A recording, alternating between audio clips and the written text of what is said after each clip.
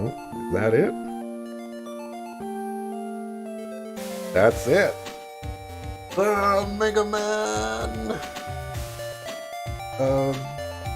Battle Network defeated. I was like, what's the name of this game? Alrighty, let's go ahead and grab my notes, the little bit of notes that I have.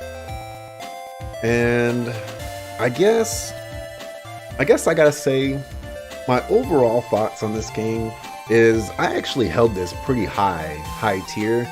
I don't know I don't remember much about it from when I first played it, but I had high praise for it. And right now, having beaten it for, I guess, the second time, I'm pretty happy with it. I don't think it's as great a game as I remember it being.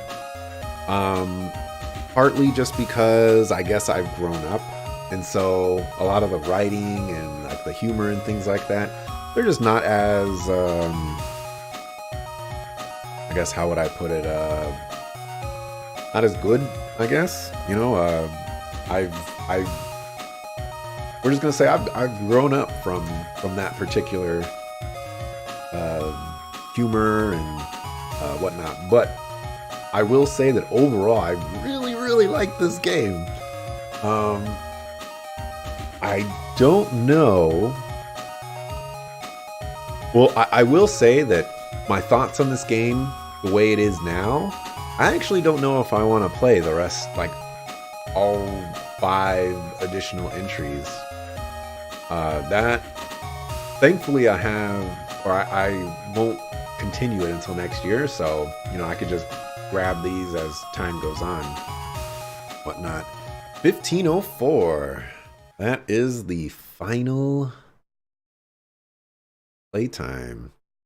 Pretty good actually. I think 14 hours was how long to beat, so I'm pretty happy with that. For the story, the story was okay, I guess. You know, there's this hacking group called WWW, and they want to delete the world for some reason. Because Wiley got snubbed by the government or for a contract or something. Did it feel complete? It did feel complete. There wasn't any threads hanging, but the story was so simple that there's really not much to go off of there. It was basically like, we have our obtainable goal here, and then how to get there, it's like all these little zigzags that somehow are tangentially related to our goal. How was the pacing? The pacing was all right. I mean, we were going from point A to point B, so it was good actually. And then I mentioned for the writing, had a lot of clever bits, but there are some crazy leaps and conclusions and whatnot, which is very silly. For the characters, not too many memorable characters for me. I think that except for that last section there, most characters were actually pretty helpless as far as what they contributed towards the story. But they did have their own personalities, which is nice, and you know, you could kind of always distinguish which character was which. For some of the gameplay, mechanics, and design stuff, I just have to throw it out there again because I've mentioned this several times. To run in this game, you have to hold down the B button.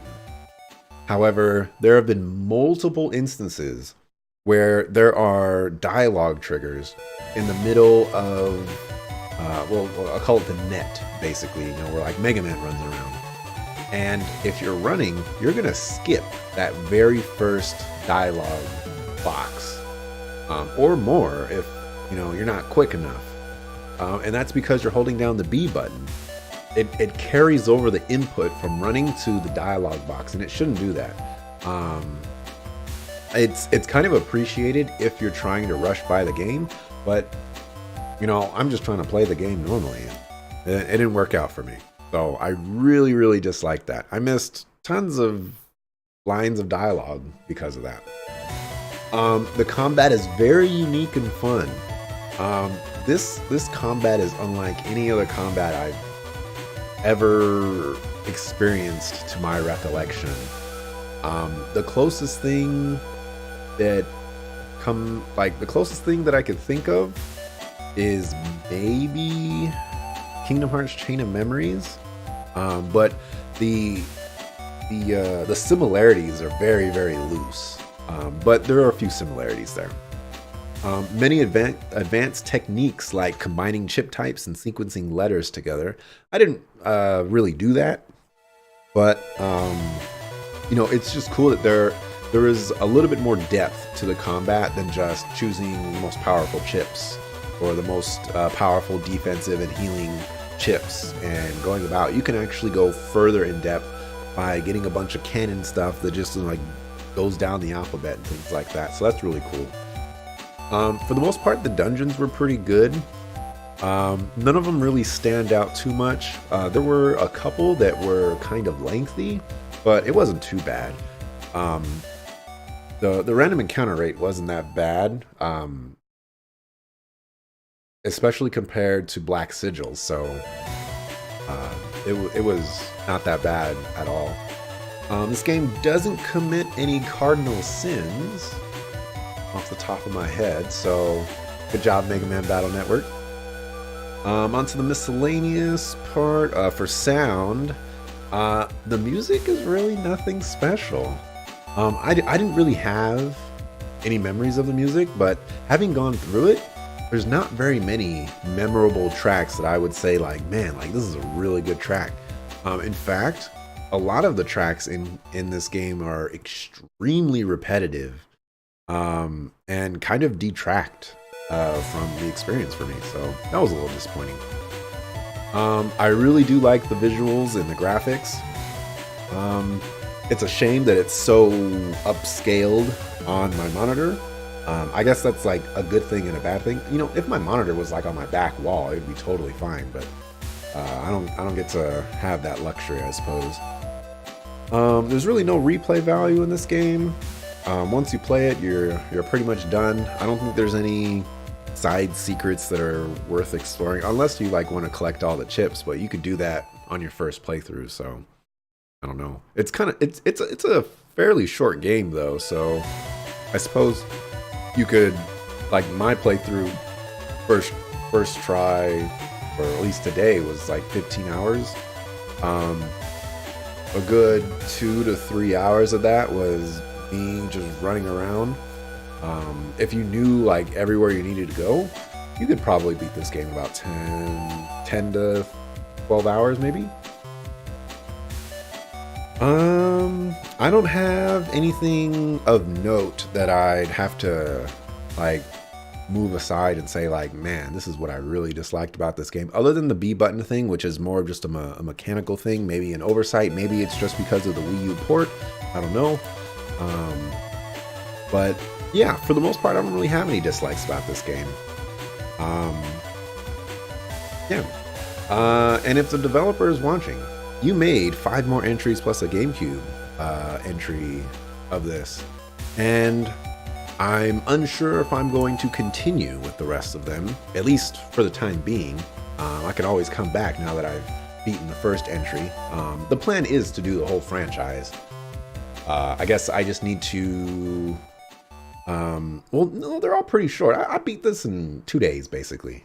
I can knock out this franchise probably next year. Anyways,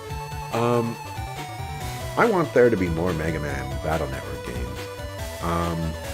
I'd really like to see this franchise. I mean, I haven't beaten the franchise yet, but just based off of the first game, I'm really curious to see what the next evolution is in Mega Man Battle Network 2, and from that point forward. And I'm really hoping that there are some great leaps in I guess technology and in game design, because if I'm honest, you know, if I could get the same leap from Kingdom Hearts 1 to Kingdom Hearts 2, you know, and have that be parallel to Mega Man Battle Network, to Mega Man Battle Network 2 or 3 or whatever, that would be phenomenal. And so that's just what I'm hoping for. And, you know, even if there wasn't that, if you wanted to come out with the Mega Man Battle Network in 2019, 2020, I would buy it. I would 100% buy it. And I'd be happy to play it. So that's going to wrap it up for Mega Man Battle Network 1. I will be playing Super Smash Bros. Ultimate next. That comes out in 5 days. And then after that, will be Kingdom Hearts 3. I don't know if I'm going to be playing something while I'm playing Smash Ultimate. Toss up in the air, but yeah, thanks for watching. Appreciate it. I'll be back tomorrow, 6 o'clock p.m. Pacific, for whatever video game I decide to play. Probably Cities Skylines, just to pass the time. And on Thursday, the Game Awards. We'll be doing that at 5:30 p.m. Pacific with myself, Dante, and Rot. We're just going to be chilling, you know, making fun of stuff, having a good time, watching the Game Awards. And yeah, Friday, Smash Ultimate. So thanks for watching. Appreciate it. See you tomorrow. Peace.